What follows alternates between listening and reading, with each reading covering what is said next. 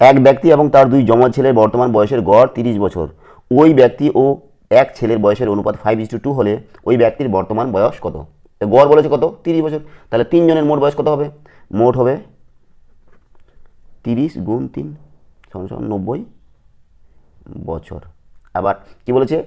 পিতা এবং এক পুত্রের বয়সের অনুপাত 5:2। তাহলে যেহেতু জমজ ছেলে তো তারও অনুপাত কত হবে? 5:2, তাই না?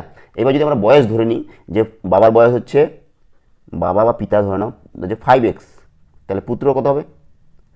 এক পুত্র হবে 2x আর এক পুত্র 2x। তাহলে এগুলো সবগুলো যোগ করলে কত হবে? 5x plus 2x plus 2x। আবার এদের যোগফল কত দেওয়া আছে? মোট হচ্ছে 90 বছর, তাই না? তাহলে 5 আর 2 7 আর 2 9x সমান সমান 90। এখান থেকে x এর ভ্যালু হচ্ছে 90 ভাগ 9 সমান সমান 10। তাহলে পিতার বয়স কত? 5x। তাহলে 5x আর x এর মান 10, তাহলে 5x সমান সমান কত হবে? 5 × 10, তাহলে 50 বছর। তাহলে পিতার বয়স কত হচ্ছে? 50 বছর। এখানে ডি নাম্বারটা অ্যান্সার।